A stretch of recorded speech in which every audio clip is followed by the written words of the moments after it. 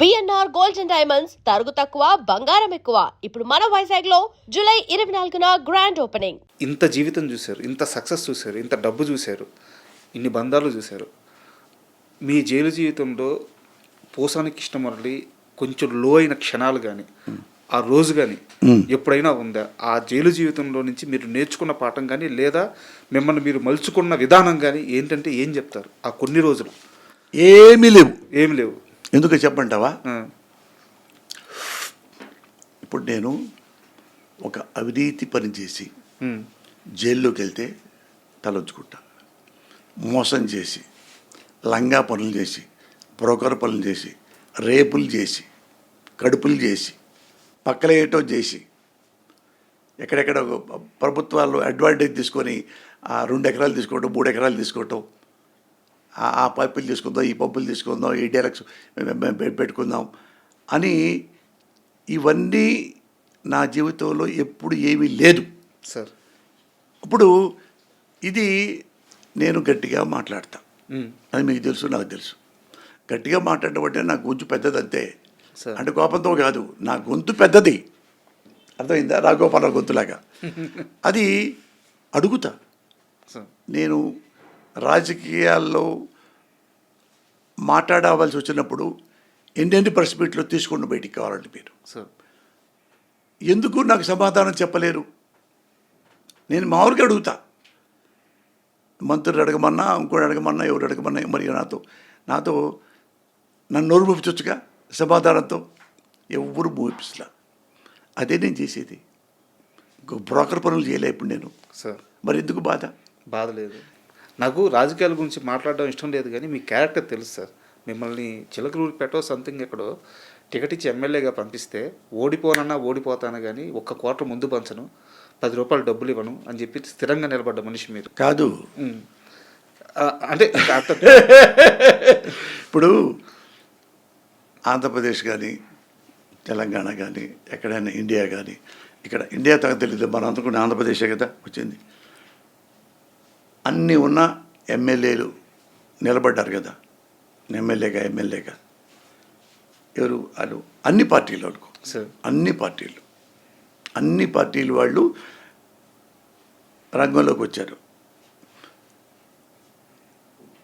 100% ఎమ్మెల్యేగా నిలబడ్డవాడు డబ్బులు పంచుతారు.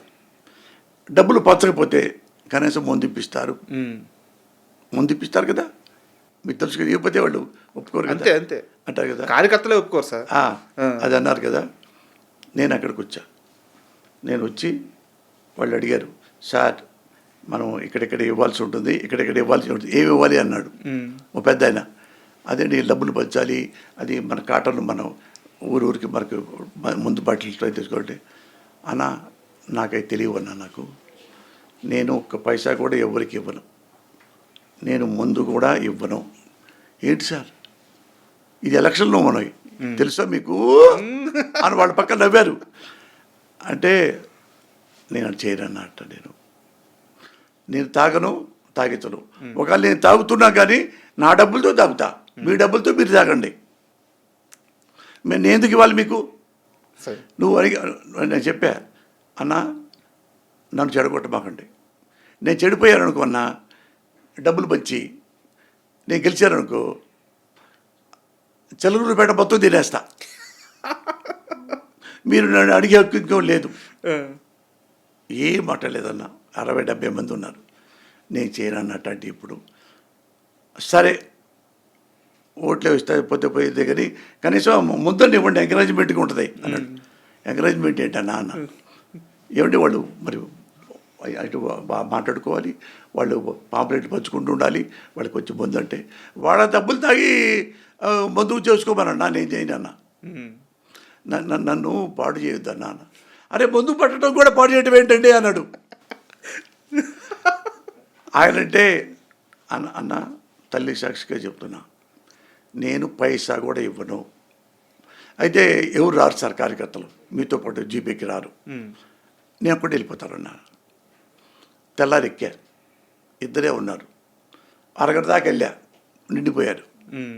మళ్ళీ ఎక్కారు వేరే వాళ్ళు. అంటే వాళ్ళు అప్పుడు ఏంటంటే- అర్థమైపోయింది ఇక పోసాని అదే అయిపోయింది.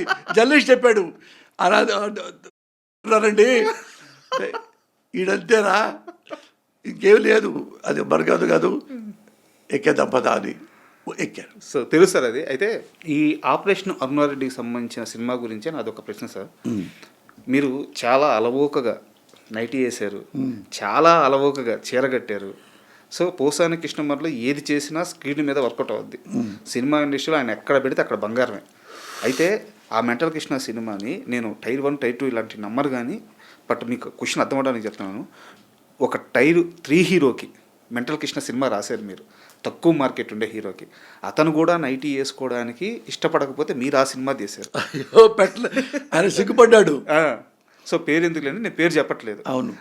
అంటే ఆ హీరో కూడా వేసుకోకపోతే మీరు వేసుకున్నారు. తర్వాత కాలంలో సార్ మీ తరువాత ఈ రోజుకి కూడా మళ్ళీ అంటే చిన్న చిన్న దెయ్యాల సినిమాల కోసం వేసుకొని ఏదో లారెన్స్ గారు ఇలా చేశారు కానీ, బట్ ఆ తర్వాత మళ్ళీ అలా చీర కట్టుకుంది ఒక అల్లు అర్జున్ గారే. పుష్ప సినిమా చూస్తున్నప్పుడు ఆయన అలా చీర కట్టుకొని అటువంటి ఒక పెద్ద mass hero, pan India hero. అవును. మీకు చూసినప్పుడు ఖచ్చితంగా మీకు ఏదో ఒక ఫీలింగ్ కలిగి ఉంటుంది కదా, ఒక ఇంప్రెషన్ వచ్చి ఉంటుంది కదా. అవును. అది షేర్ చేయండి సార్. అది వాళ్ళందరికంటే నేను మెంటల్ కృష్ణలో నైటీ వేసుకున్నా. అవును. నైట్ ఇంకా అన్యాయం కదా, చీర అంటే ఏడ కప్పుకోవచ్చు, నేను ఎక్కడ పెట్టుకొని నైటీ వేసుకొని నేనేమన్నా ఇసరా అని అనుకొని వస్తే ఒక హీరో వద్దన్నారు. వద్దండి అది వద్దు అంటే నేను అడగల, అంటే కన్విన్స్ చేయలే, అతనికి ఇష్టం లేనప్పుడు తప్పు. అది ఇంకొకటి మళ్ళా శివాజీని అడిగా. శివాజీ లైన్ చెప్పిన తర్వాత బాగుందన్న, కథ చాలా బాగుంది, హిట్ అవుద్ది, ఇది గ్యారంటీ మనం చేద్దాం అంటే అతనికి ఏంటంటే నైటీ నచ్చింది. అతనికి నైటీ నచ్చింది. ఎందుకంటే శివాజీ సినిమాలు చేశాడు కదా, టేస్ట్ ఉన్నాడు, కొంచెం కథ పల్స్ తెలిసిన మనిషి. అందుకని అందులో ఈ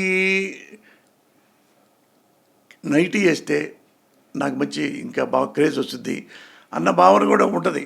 అంటే క్లెవర్ కదా మనిషి, కాస్త సబ్జెక్ట్ తెలిసిన మనిషికి అర్థం అవుతుంది. అవును. అట్లా అయిన తర్వాత నేను సంతోషపడ్డా. అయిన తర్వాత మళ్ళీ ప్రొడ్యూసర్ గారు వచ్చి మాట్లాడి కూర్చున్న తర్వాత నాకు కూడా డౌట్ వచ్చింది. అంటే శివాజీ ఏమో స్మూత్గా ఉంటాడు, సన్నగా చిన్నగా ముద్దుగా అట్లా ఉండేవాడు. మళ్ళీ ఇతను ఇది వేస్తే, గౌన్ వేస్తే, నైటీ వేస్తే అంటే ఎమోషన్గా రాదేమో, అంటే భయపెట్టే మనిషిలాగా ఉండడేమో. ఒక చిన్న సైజులాగా ఉంటాడు కదా, సన్నగా ఉంటాడు.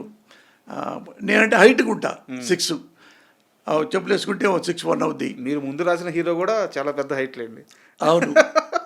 అట్లా అలాగా అది చేద్దాం అనుకుంటే ఈ నైటీ క్యారెక్టర్కి సూట్ అవ్వాల. ఇది శివాజీ. నాకు ప్రొడ్యూసర్గా అనుకున్నాం, కొద్దిగా శివాజీ స్మూత్గా ఉంటాడు, ఇది నైట్ అయితే బాగోదేమో అతనికి అనుకొని, అంటే అయితే మీరే చేయండి అన్నాడు ప్రొడ్యూసర్. నేను అట్ట మరి బీరేసి గిరేసి నాకేముందంటే, బీరేసి ఏమక్కర్లేదు సార్, నాకు ఇష్టం, మీరు చేయండి, పోతే పోయింది వచ్చింది, చేయండి, నాకు గ్యారెంటీ చూశాక మీరు కథ రాసేటప్పుడు ఆ మాట రాసేటప్పుడు చూశాను నేను అంటే ఆయనే చెప్పాడు, మోహన్ వడ్లపట్ల గారు. ఎంత డబ్బులో అంతే ఇచ్చాడు, డబ్బులు ఇచ్చేసి ఇస్తే సినిమా హిట్ అయిపోయింది. ఒక్క రోజుకే డబ్బులు వచ్చేసింది. అది అట్లా కుదిరింది. ఆ తర్వాత నా నైటీయే వేసిన వాడిని చీర కట్టుకోలేనా, అంతకుముందు అల్లు అర్జున్ ఉన్నా కట్టుకున్నా, ఇంకోళ్ళు కట్టుకున్నా, ఇక డోంట్ కేర్. అందుకని ఇది నాకు సూట్ అవుద్ది నా క్యారెక్టర్కి అనుకుని రాశాను. చీర కట్టుకొని చూశారుగా మీరు. ఆ టీజర్ చూస్తుంటే మీకు మాత్రం యాప్ట్ అయ్యే క్యారెక్టర్ లాగా ఉంది అది. అవును.